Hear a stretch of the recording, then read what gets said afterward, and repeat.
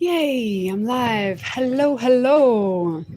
So my name is Sonja Shradha Devi, and probably know me as a woman who gives advice about juicy things for women.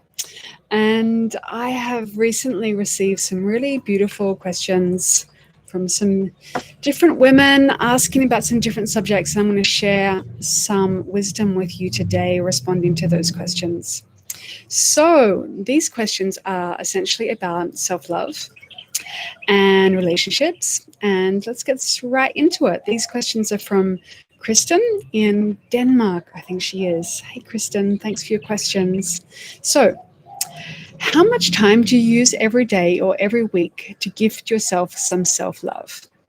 Well, I never time it, but I will always in the morning have a morning practice where I'm taking time to breathe and feel my body and feel into what is this body want right now? What do I need right now? And so, I'll sit and then I do some meditation and I'll begin to move. And I really like to be able to just let things flow. So I don't have a system, but I've been doing this for some time. So I sort of know the things that I need to do, like the things that really work for me. And so I will definitely take a period of time, usually it's about 30 minutes, at least in the morning, to move my body, to breathe, to dance, to sing. I usually pray, maybe clear the space with some incense and Palo Santo. So just taking time to really be with myself in the morning and align in with my own center and also like my own softness and sense of feeling supported by life. So I'll definitely do that every morning. And it can look different every day. And then during the day, I'll be listening in and noticing if I'm getting tired or frustrated or grumpy, sad. And if I notice myself coming out of balance in the way, then I'll have another little session with myself and self-connection and come back into that sense of like really being with myself again. And that is really, really powerful for me. And that is self-love for me. Self-love is listening to myself. It's feeling myself. It's tending to myself. And yes, I definitely do that every day. And each week, month, I will definitely also, for instance, honor the new moon, the full moon.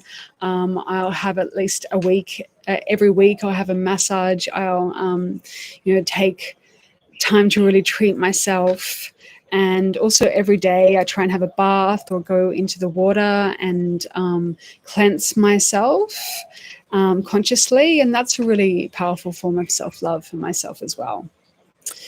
So yeah, I'm pretty constant with it. I'm pretty regular, but in a way that feels really yummy. And, there's no pressure. It's just like, it's what I want to do. I just want to stay connected to myself. I want to stay in connection to the earth and the sky. And I want to keep this body in connection with, the greater whole and my own heart and my own belly and my own womb. So self-love is the ways that I bring myself back into that connection. That's basically what it is. So, next question I think is a really great one. It's around relationships. So when you are in a relationship, do you still use as much time gifting yourself love as you do when you're single? Well, in terms of time, perhaps if I'm with my partner a lot, I might have less time, but I will definitely keep up the intention and the effort to stay connected in with myself, because I feel like that's probably even more necessary when I'm in a relationship. So in terms of morning practice, I might not get up straight away because, maybe you want to snuggle with your partner before doing your morning practice. But at some point, I'll take myself away and I'll usually go out into nature and into spaciousness and I'll do my practices again and connect with myself. And I find that is so important whilst in relationship. It's so easy to fall into codependent patterns if we're not connected to ourselves. And that's what I've noticed about myself, is that it's really important, my self-love practices when I'm in relationships, to keep the relationship healthy and coming from a really vibrant, healthy place. So yes, self-love in relationships is a must. What is your favorite practice in listening to your body or learning to listen to your body? So laying down with my hands on my womb is a really simple and important go-to for self-love practices. But also, what's really important for me is that I'll make sounds every day and I'll shake. So shaking and sounding and really shaking up any stuck emotions and energies in my body and clearing them out. And also singing is a very important part of self-love practice and maintenance for me. Also the sensual qigong that I teach, these are my self-love practices. So the essential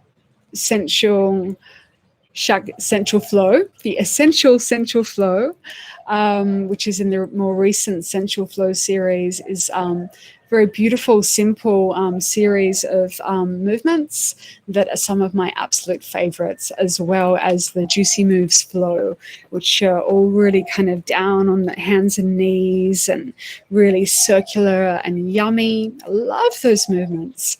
Definitely some of my favorites. Also the sensual yoni flow from my Shakti Flow series.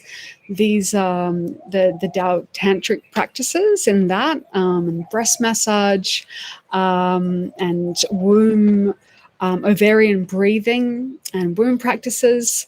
They're all super yummy and my favorites. So yeah, that's a few there. And I like to keep it spontaneous and playful. And so I really try and keep that quality in my self-love practices. So it's never like, oh, I've got to go and do my practice. It's more, what does my body feel like doing right now? And that feels like self-love to me. And then that means that it's joyful and yummy for me. And that's why I love them. So last question, which I think is a great question, which is slightly on a different tangent, but still in the same arena as applying to women. What are your thoughts about yeast infections around the yoni area? Is your body trying to tell you something or something else? So yeah, I have really noticed in myself and in other women that yeast infections, any imbalance in the yoni, really shows up when there's some emotional stuff going on. And often it can be indicating that something is off balance and out of alignment in our relationships and sex life, in the way that we're relating to our sexual energy. So although there's a physical element to it, obviously, and that the physical needs to be tended to, flushing out the body with water, cranberry juice, all that stuff, I find that this stuff shows up exactly because the body is asking us to listen. And it's really an opportunity with all these kinds of imbalances that show up. If your body's talking to you, it's an opportunity to go on a journey of exploration and investigate what emotions are not being expressed, what's stuck and what's not being expressed. Because if emotional energy is kept trapped, kept back, unexpressed, then it will go into the body and speak through your body. Your body will ask for attention, and it will probably do that through discomfort and imbalances. So yeah, that can definitely show up in the yoni in the form of yeast infections. So yeah, Kristen, you are totally spot on there with feeling that that's often got something to do with the body expressing its wisdom to us and asking us to listen and asking us to inquire into where are we not listening and what changes need to be made. So that was the last question. Thank you, Kristen, for those questions. And if you would like some questions answered, please send them to me. You can email me or contact me in the details in the box underneath here. And you can be anonymous or you can make up a name. So any questions that you have around feminine wisdom, sexuality, relationships, self-love, and all the kinds of blockages to self-love that can arise, please do ask me your questions and I will respond to them in a video just like this.